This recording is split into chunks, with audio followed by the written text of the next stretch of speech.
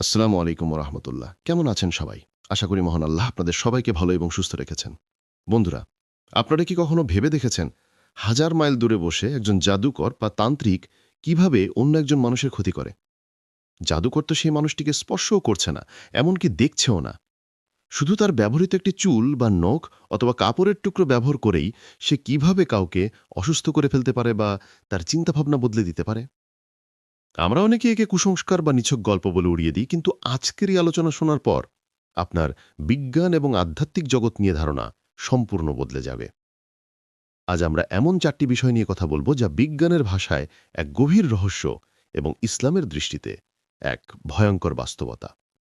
হাজার মাইল দূর থেকে জাদুর প্রভাব বা কোয়ান্টাম অ্যান্ট্যাঙ্গেলমেন্ট, কপালের মাঝখানে থাকা তৃতীয় চোখ বা পিনিয়াল গ্ল্যান্ডের গোপন ক্ষমতা, স্বপ্নের মধ্যে জিনদের অনুপ্রবেশ বা ইনসেপশন এবং মরুভূমির মরীচিকার আড়ালে ঘুল জিনের মরণহাদ। এই প্রতিটি বিষয় একে অপরের সাথে এমনভাবে জড়িয়ে আছে যা জানলে আপনি শিউরে উঠবেন। চলুন তবে মূল আলোচনায় প্রবেশ করা যাক এবং প্রথমেই আমরা উন্মোচন করব জাদুর সেই অদৃশ্য সুতোর রহস্য, যা বিজ্ঞানের ভাষায় কোয়ান্টাম ফিজিক্সের এক বিস্ময়। কালো জাদু বা ব্ল্যাক ম্যাজিক যে সত্য তা ইসলাম এবং সহি হাদিস দ্বারা প্রমাণিত। সহি বুখারিতে বর্ণিত আছে, একবার মদিনায় লাবিব বিন আল আসাস নামের এক ইহুদি জাদুকর আমাদের প্রিয় নবীজি রাসূলুল্লাহ সাল্লাল্লাহু আলাইহি ওয়াসাল্লামকে জাদু করেছিল। আশ্চর্যের বিষয় হল, সেই জাদুকর নবীজিকে সরাসরি স্পর্শ করেনি। সে শুধু নবীজির মাথার চুল এবং চিরুনি সংগ্রহ করেছিল এবং তাতে গিঁট দিয়ে মন্ত্র পড়ে একটি শুকনো কুয়ার নিচে পাথরের চাপা দিয়ে রেখেছিল। এর প্রভাবে নবীজি অসুস্থ হয়ে পড়েছিলেন এবং তিনি যা করেননি তাও করেছেন বলে মনে করতেন। এখন প্রশ্ন হল, শরীরের সামান্য একটি চুল বা নখ যেটা শরীর থেকে বিচ্ছিন্ন হয়ে গেছে, সেটা দিয়ে কিভাবে মূল মানুষটির উপর প্রভাব ফেলা সম্ভব? সাধারণ যুক্তি বা ক্লাসিক্যাল ফিজিক্স দিয়ে এর ব্যাখ্যা করা অসম্ভব, কিন্তু এখানেই আধুনিক বিজ্ঞান আমাদের সামনে নিয়ে এসেছে কোয়ান্টাম মেকানিক্সের সবচেয়ে অদ্ভুত তত্ত্ব, যা হল কোয়ান্টাম এন্টাঙ্গলমেন্ট। আইনস্টাইন এই ঘটনাকে বলেছিলেন spooky action at a distance বা দূর থেকে ভুতুড়ে কাণ্ড। সহজ কথায়, কোয়ান্টাম এন্টাঙ্গলমেন্ট হলো এমন একটি অবস্থা যেখানে দুটি কণা বা পার্টিকেল একে অপরের সাথে অদৃশ্য একটি সংযোগে যুক্ত থাকে। বিজ্ঞানীদের পরীক্ষায় দেখা গেছে, দুটি ইলেকট্রন বা কণাকে যদি অ্যান্ট্যাঙ্গলড বা সংযুক্ত করা হয় এবং এরপর তাদের একটিকে পৃথিবীতে রেখে অন্যটিকে মহাবিশ্বের অন্য প্রান্তে বা হাজার মাইল দূরে নিয়ে যাওয়া হয়, তবুও তাদের মধ্যে যোগাযোগ বিচ্ছিন্ন হয় না। আপনি যদি পৃথিবীর কণাটিতে টোকা দেন বা পরিবর্তন করেন, তবে ঠিক একই মুহূর্তে হাজার মাইল দূরের কণাটিতেও পরিবর্তন ঘটবে। মাঝখানের দূরত্ব বা সময় এখানে কোনো বাধা নয়।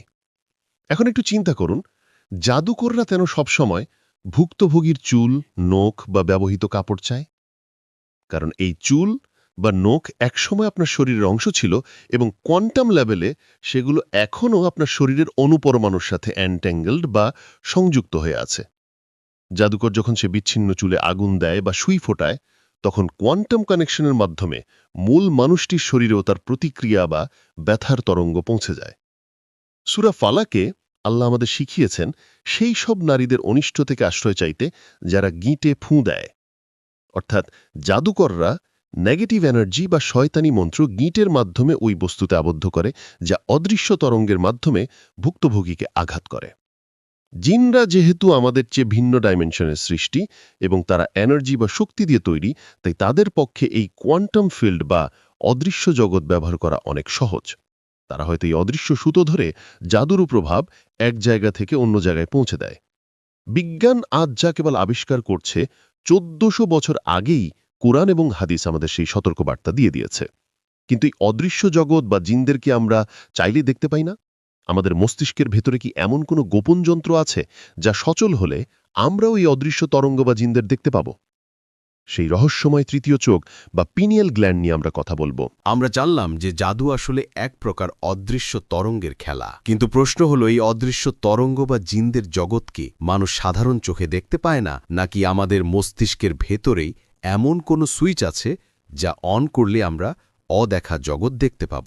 এখানেই চলে আসে পিনিয়াল গ্ল্যান্ড বা তৃতীয় নেত্রের রহস্য। মানুষের মস্তিষ্কের ঠিক মাঝখানে মটরশুটির দানার মতো ছোট একটি গ্রন্থি বা অঙ্গ আছে, যাকে বিজ্ঞানের পরিভাষায় পিনিয়াল গ্ল্যান্ড বলা হয়। ফরাসি দার্শনিক রেনে দেকার থেকে বলেছিলেন, আত্মার বাসস্থান বা সিট অফ দ্য সোল।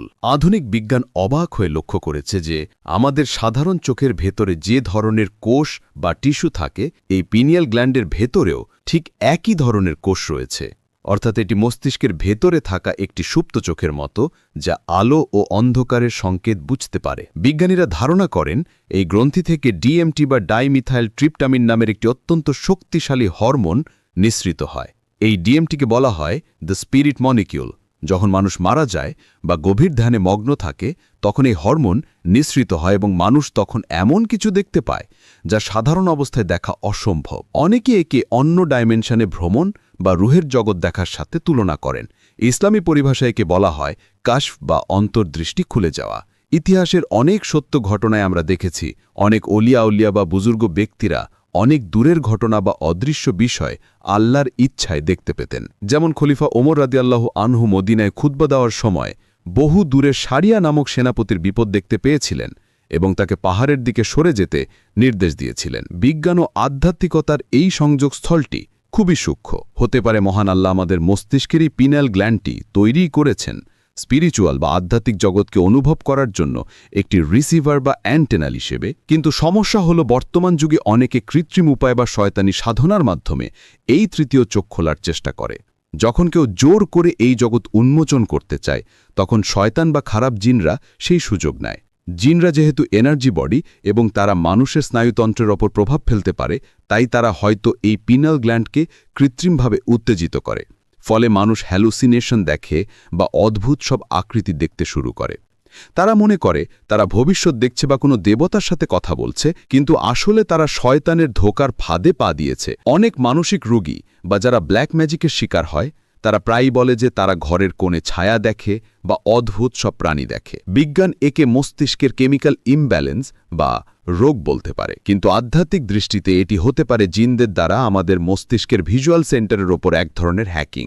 অর্থাৎ আমাদের তৃতীয় চোখ বা অন্তর্দৃষ্টি আল্লাহর পক্ষ থেকে একটু উপহার হতে পারে, যা কেবল পবিত্রতা এবং ইবাদতের মাধ্যমে নিরাপদে সক্রিয় হয়। কিন্তু শয়তান বা জিনরা এটিকে ব্যবহার করে আমাদের ভুল পথে চালিত করতে চায়। এই মস্তিষ্কের খেলার সাথে যখন ঘুমের জগৎ মিলে যায়, তখন রহস্য আরও গভীর হয়। ঘুমের মধ্যে আমরা যে স্বপ্ন দেখি, তাকে শুধুই মনের কল্পনা, নাকি সেখানেও জিনরা প্রবেশ করে আমাদের চিন্তাভাবনা নিয়ন্ত্রণ করতে পারে, যাকে আধুনিক যুগে লুসিড ড্রিম বা ইনসেপশন বলা হয়। স্বপ্নের সে অদ্ভুত জগৎ এবং জিনদের কারসাজি নিয়ে আমরা বিস্তারিত জানব।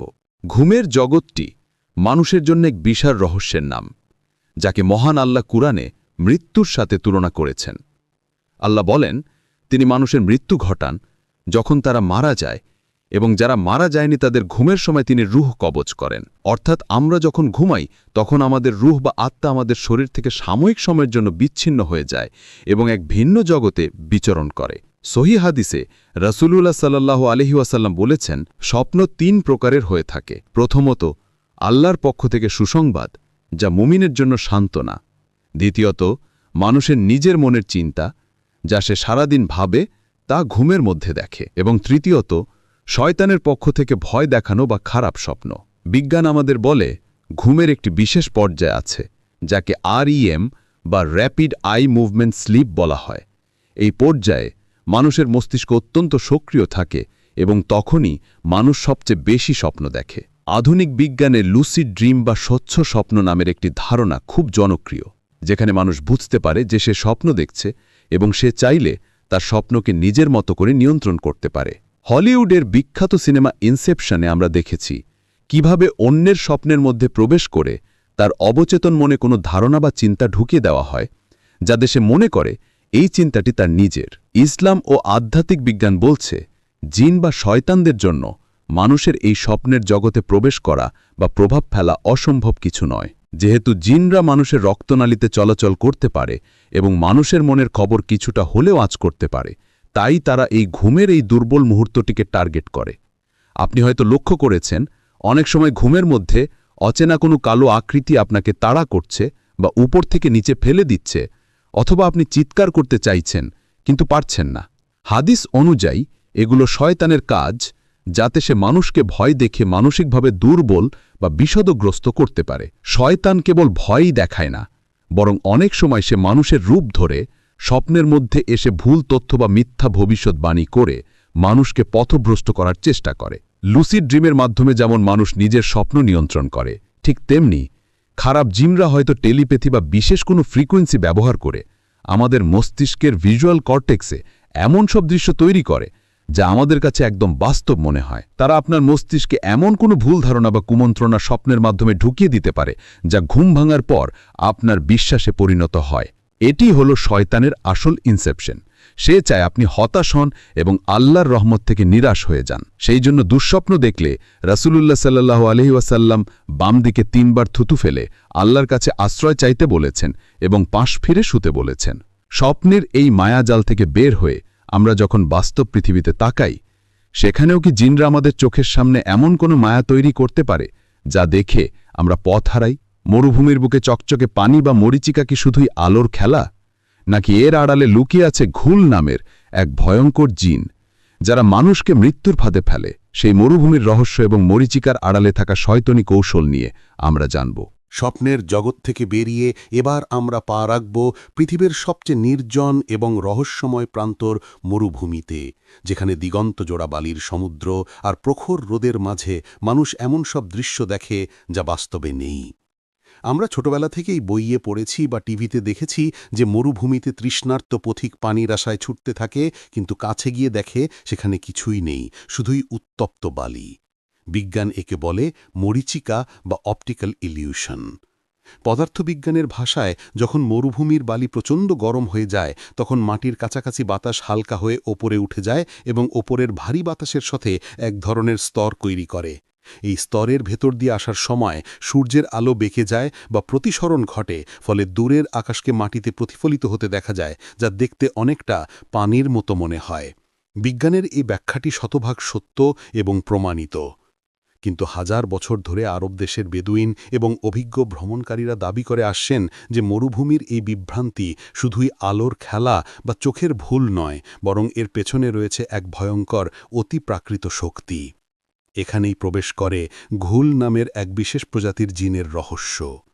আরব লোককথা এবং ইসলামী ঐতিহ্যে ঘুল হল এমন এক প্রকার শয়তানি জিন যারা নির্জন মরুভূমিতে বা জনমানবহীন প্রান্তরে বসবাস করে। হাদিসে এসছে, রাসূলুল্লাহ সাল্লাল্লাহু আলাইহি ওয়াসাল্লাম বলেছেন, যখন ঘুলারা বা ঘুল জিনেরা তোমাদের পথ ভোলাতে নানা রূপ ধারণ করে, তখন তোমরা উচ্চস্বরে আজান দাও। এই হাদিস থেকে বোঝা যায় যে মরুভূমিতে জিনদের দ্বারা পথভ্রষ্ট হওয়ার বিষয়টি নিছক কুসংস্কার নয়, বরং একটি বাস্তবতা। এখন প্রশ্ন হল, বিজ্ঞান যে মরিচিকার কথা বলে, জিনরা কি সেই প্রাকৃতিক ঘটনাকেই নিজেদের সুবিধায় ব্যবহার করে? আমরা জানি জিনরা আগুনের তৈরি বা এনার্জি ফর্ম। মরুভূমিতে যখন প্রচণ্ড তাপ এবং আলোর বিকৃতি ঘটে, তখন সেই পরিবেশটি জিনদের চলাচলের জন্য বা নিজেদের লুকানোর জন্য আদর্শ হয়ে ওঠে। হতে পারে ঘুল জিনরা মরিচিকার সেই কম্পমান বাতাসের আড়ালে নিজেদের লুকিয়ে রাখে, অথবা তারা আলোর এই প্রতিসরণকে ব্যবহার করে মানুষের চোখে এমন সব দৃশ্য তৈরি করে যা দেখে মানুষ পথ ভুল করে। অনেক মরুভূমি সার্ভাইভার বা যারা মৃত্যুর মুখ থেকে ফিরে এসছেন, তারা এমন লোমহর্ষক বর্ণনা দিয়েছেন যা কেবল মরিচিকা দিয়ে ব্যাখ্যা করা যায় না। তারা বলেন তারা কেবল পানি বা শহর দেখেননি, বরং তারা শুনেছেন কেউ তাদের নাম ধরে ডাকছে অথবা পরিচিত কোনো মানুষের গলায় সাহায্যের জন্য চিৎকার করছে। তারা যখন সেই আওয়াজ লক্ষ্য করে মূল রাস্তা ছেড়ে গভীরে প্রবেশ করে, তখন সেই আওয়াজ আরও দূরে সরে যায় এবং একসময় তারা দিগ্ভ্রান্ত হয়ে মৃত্যুর কোলে ঢলে পড়ে। বিজ্ঞান একে অডিটরি হ্যালুসিনেশন বা ডিহাইড্রেশনের কারণে মস্তিষ্কের বিকার বলতে পারে, কিন্তু আধ্যাত্মিক জগৎ বলছে এটি সেই ঘুল জিনের মরণ ফাঁদ। তারা মানুষের সাইকোলজি নিয়ে খেলে। তারা জানে মানুষ বিপদে পড়লে পরিচিত কারো গলা বা সাহায্যের আর্জি উপেক্ষা করতে পারে না। তাই তারা ভিজুয়াল ইলিউশনের সাথে অডিও ইলিউশন যোগ করে শিকার ধরে। এই যে আমাদের চারপাশ থেকে অদৃশ্য জগৎ ঘিরে আছে, জাদুর অদৃশ্য সুতো, মস্তিষ্কের ভেতরে তৃতীয় চোখ, স্বপ্নের ইনসেপশন আর মরুভূমির মরিচিকা, এসব কিছু কি আমাদের অসহায় করে দেওয়ার জন্য? মহান আল্লাহ কি আমাদের এই অদৃশ্য শক্তির মোকাবেলায় কোনো হাতিয়ার দেননি? অবশ্যই দিয়েছেন। জিনের এই বিশাল ক্ষমতা মানুষের ইচ্ছাশক্তি আর আল্লাহর কালামের কাছে মাকড়সার জালের মতোই দুর্বল। কিভাবে আমরা এই ব্ল্যাক ম্যাজিক, জিনের আসর এবং শয়তানি ওয়াসওয়াসা থেকে নিজেদের এবং পরিবারকে রক্ষা করব, সেই চূড়ান্ত সমাধান। আমরা আমাদের আলোচনার একেবারে শেষ প্রান্তে চলে এসেছি। এতক্ষণ আমরা জিনদের যে অবিশ্বাস্য ক্ষমতা এবং বিজ্ঞানের সাথে তাদের অদৃশ্য সংযোগের কথা শুনলাম, তা শোনার পর ভয় পাওয়াটাই স্বাভাবিক। কিন্তু মনে রাখবেন, আল্লাহ তাআলা এই মহাবিশ্বকে এমন এক ভারসাম্যের উপর সৃষ্টি করেছেন যেখানে কোনো সৃষ্টি অসীম ক্ষমতার অধিকারী নয়। জিনরা আগুনের তৈরি বা এনার্জি বডি হতে পারে, তারা কোয়ান্টাম ফিল্ড ব্যবহার করতে পারে বা আমাদের মস্তিষ্কে নিউরনে প্রভাব ফেলতে পারে। কিন্তু তাদের এই সব ক্ষমতাই অকেজো হয়ে যায় যখন একজন মুমিন বান্দা আল্লাহর উপর পূর্ণ ভরসা রাখে এবং সঠিক সুরক্ষা ব্যবস্থা গ্রহণ করে। বিজ্ঞান যেমন আমাদের শিখিয়েছে কিভাবে ভাইরাসের হাত থেকে বাঁচতে অ্যান্টিভাইরাস বা ভ্যাকসিন নিতে হয়, ঠিক তেমনি আধ্যাত্মিক জগৎ আমাদের শিখিয়েছে কিভাবে এই অদৃশ্য শয়তানি শক্তি থেকে আত্মরক্ষা করতে হয়। রাসূলুল্লাহ সাল্লাল্লাহু আলাইহি ওয়াসাল্লাম আমাদের শিখিয়েছেন যে সূরা বাকারা যে ঘরে পাঠ করা হয়, শয়তান সে ঘর থেকে পালিয়ে যায়। বিজ্ঞানীদের মতে পবিত্র কোরআনের প্রতিটি আয়াতের একটি নির্দিষ্ট সাউন্ড ফ্রিকোয়েন্সি বা কম্পন রয়েছে। আমরা জানি শব্দ শক্তি বা সাউন্ড এনার্জি বাতাসের অণুগুলোকে কম্পিত করতে পারে। পজিটিভ এবং শক্তিশালী সাউন্ড ওয়েভ নেগেটিভ এনার্জি বা বিশৃঙ্খল ফ্রিকোয়েন্সিকে বাতিল বা নিউট্রাল করে দিতে পারে। তাই যখন কেউ শুদ্ধভাবে কোরআন তেলাওয়াত করে বা উচ্চস্বরে আজান দেয়, তখন সেই পবিত্র শব্দের কম্পন বা ভাইব্রেশন এমন এক শক্তিশালী ইলেকট্রোম্যাগনেটিক ফিল্ড তৈরি করে যা জিনদের আগুনের শরীর বা প্লাজমা বডির জন্য অসহনীয় হয়ে ওঠে। আগুনের কাছে যেমন পানি টিকতে পারে না, তেমনি আল্লাহর কালামের নূরের কাছে শয়তানি শক্তি টিকতে পারে না। বিশেষ করে আয়াতুল কুরসি এবং সূরা ফালাক ও নাস হল আমাদের জন্য সবচেয়ে শক্তিশালী আধ্যাত্মিক বর্ম বা শিল্ড। হাদিসে বলা হয়েছে, যে ব্যক্তি রাতে ঘুমানোর আগে আয়াতুল কুরসি পাঠ করবে, আল্লাহর পক্ষ থেকে একজন ফেরেশতা তাকে সারা রাত পাহারা দেবে। এর মানে হল আপনি আপনার চারপাশে এমন এক অদৃশ্য সুরক্ষা বলয় তৈরি করছেন যা ভেদ করার ক্ষমতা কোনো জাদুকরে ব্ল্যাক ম্যাজিক বা কোনো জিনের নেই। মানুষ হিসেবে আমাদের মর্যাদা জিনদের চেয়ে অনেক ওপরে, কারণ আল্লাহ আমাদের মাটি দিয়ে সৃষ্টি করেছেন। মাটির ধর্ম হল স্থিরতা এবং ভার বহন করা, আর আগুনের ধর্ম হল অস্থিরতা। মাটি শেষ পর্যন্ত আগুনকে নিভিয়ে দেয়। তাই আপনার ঈমান বা বিশ্বাস যদি মজবুত থাকে, তবে কোনো জিন আপনাকে ক্ষতি করা তো দূরের কথা, আপনার সামনে দাঁড়ানোর সাহসও পাবে না। আমরা বিজ্ঞান দিয়ে হয়তো তাদের অস্তিত্ব বা কাজের ধরন বোঝার চেষ্টা করতে পারি, কিন্তু দিন শেষে মুক্তি এবং নিরাপত্তার মালিক একমাত্র মহান আল্লাহ। কোয়ান্টাম ফিজিক্স থেকে শুরু করে নিউরোসায়েন্স, বিজ্ঞান যতদূরই এগিয়ে যাক না কেন, কোরআনের ১৫০০ বছর আগের সেই শাশ্বত সত্যের কাছে এসে তাকে মাথা নত করতে হবে। আমাদের এই মহাবিশ্ব এক বিশাল রহস্যের ভাণ্ডার, এবং আমরা তার খুব সামান্যই জানি। তাই অদেখা জগৎকে অবিশ্বাস না করে বা অন্ধ ভয় না পেয়ে আমাদের উচিত সচেতন থাকা এবং আল্লাহর দেখানো পথে চলা। বন্ধুরা, জিনজাতি এবং আধুনিক বিজ্ঞানের এই অদ্ভুত মেলবন্ধন নিয়ে আমাদের এই দীর্ঘ সিরিজটি আপনাদের কেমন লাগলো তা অবশ্যই কমেন্ট করে জানাবেন। আমরা চেষ্টা করেছি কুসংস্কারের ঊর্ধ্বে উঠে যুক্তি এবং প্রমাণের আলোকে সত্যটা তুলে ধরতে। যদি আজকের এই ভিডিওটি আপনাদের ভাবনার জগৎকে কিছুটা হলেও নাড়া দিয়ে থাকে এবং নতুন কিছু শিখতে পারেন, তবে ভিডিওটিতে একটি লাইক দিন এবং শেয়ার করে আপনার বন্ধু ও পরিবারকে এই অজানা রহস্য জানার সুযোগ করে দিন। আপনি যদি আমাদের চ্যানেলে নতুন হয়ে থাকেন, তবে এখনই সাবস্ক্রাইব করে পাশের বেল আইকনটি অন করে দিন, কারণ আমরা এমনই সব রোমাঞ্চকর এবং শিক্ষণীয় ভিডিও নিয়ে আপনাদের সামনে হাজির হই যা আপনাকে ভাবাবে এবং আপনার জ্ঞানকে সমৃদ্ধ করবে। দেখা হবে পরবর্তী ভিডিওতে। ততক্ষণ পর্যন্ত সবাই ভালো থাকুন, সুস্থ থাকুন এবং আল্লাহর ওপর ভরসা রাখুন। আল্লাহ হাফেজ।